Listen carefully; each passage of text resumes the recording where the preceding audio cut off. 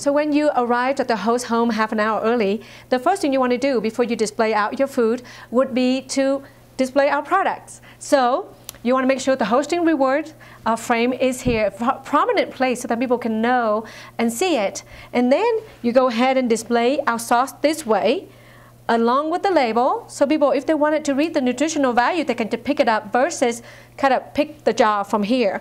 And definitely don't forget your brochure. You also want to make sure you place them anywhere near our product as well. So this will be your display. The trick to having very successful cooking demo is to be very prepared ahead of time. And I was just going to show you exactly how to do that.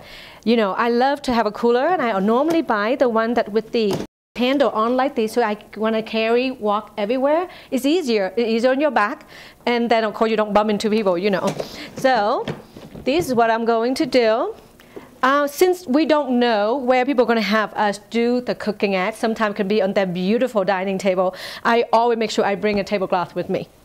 That's the thing. And then always gloves, some type of plastic gloves, because we're going to handle some food, so you wanted to make sure you always have that with you. And my sauce, depending on the theme of the party.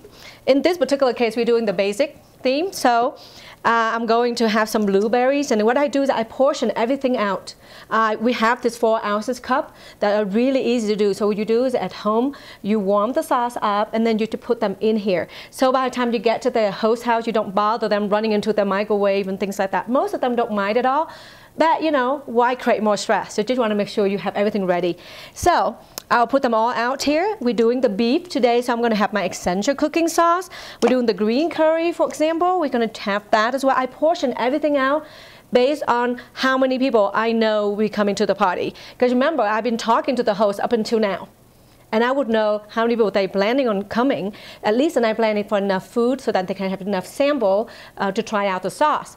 So I know already, before I come in here, that I'll have that much food. Sometimes I'll bring extra. If the host was a little bit like, oh, I think we expect maybe 10 more, well, then I might want to bring some extra, but the same. I would portion everything out for enough for that set of people. 8 people, I'll do this. Okay, and then if 16, I'll do 2 of this sauce. So I can cook it 2 times possibly.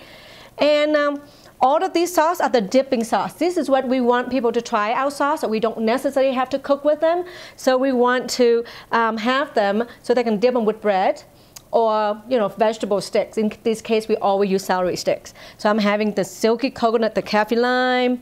These are for our salad, the mandarin orange, the wonderful tamarind. So I've done with my sauce that I'm going to use and for demo and for cooking. So I put this away.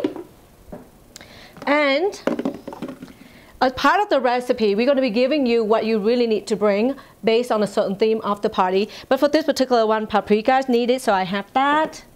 I have my black pepper. I will be like warm up this butter later on using the microwave, so make sure that I use that. And cooking oil. See how I portion everything out? And it's very easy coming out from my cooler onto people's, you know, tabletop. And some cut up tomatoes. So again, everything that I know I'll be using for the party is all portioned out and ready to go. Okay, since we're dealing with food, I want to make sure I remind you of something very important. You always make sure you have ice pack in your cooler, and I always use 2. So they look like this. Of course, you can get these, you know, Walmart, Target, anywhere in the sports section. And same thing with the cooler. You get them there too. Walmart. Oh gosh, I got them from everywhere, but I remember this particular one I got from Walmart. So these are the 2 that I have. Solid ice, okay? Put them back in.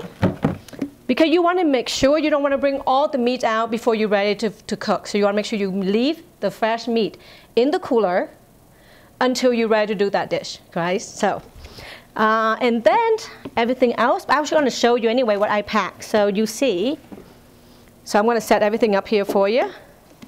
Meat, vegetables, whatever that the cooking theme requires, you could have it. Yeah. So here's the wok we use. Do you know the reason why we get the wok, right? Because so you never know what the host, in terms of the kitchen setup is. You want people to see how you cook. So most of the kitchen would have you when you cook facing in the wall. So people don't get a chance to see how you prepare the food. That's why the electrical wok is so wonderful, because you can definitely go anywhere in the house, out to the backyard, in the front yard, and do the cooking. So with that wok, you're gonna need the tongue to cook with. I normally bring several with me. Just in case one misplaced somehow during my cooking process, it's always good to have a backup, you know. So those are what we use, and of course I use a silicone tip one because you don't want to scratch the surface of the wok. And of course, always hand towel. Everywhere you go, of course, we'll have it, but it's good that you have your own. So then the idea is you don't want to be such a burden on to the host. You know, you want to make sure you be self-sufficient, just like you go somewhere and be able to cook for yourself. And of course, I always pack, you know, our lamps and sharp knife is part of our product line, and they're really, really good to use to cut product. Excellent knife. And before I actually going to show you how to do some cooking, I would remind you too that you know, when you get some apron, please, you know, put them on now before you start cooking. As well as for ladies, if you have long hair like myself, I normally pull them behind, away from my face, so that when you do cooking demo, first of all, they don't flying all over your face, and also to have a chance of dropping on somebody's food. So it's just for sanitary, you know, issues, and then prevention. You want to make sure you pull your hair back. One more thing I need to tell you too: make sure you ask the host to make sure that she or he have everything on his or her list. Okay, the bread, the lettuce, and maybe the vegetables and dishes that we need, as well as extension cord, just in case you have to cook some places that kind of far away from the outlet. So make sure you have that. Make sure you ask the host that, okay?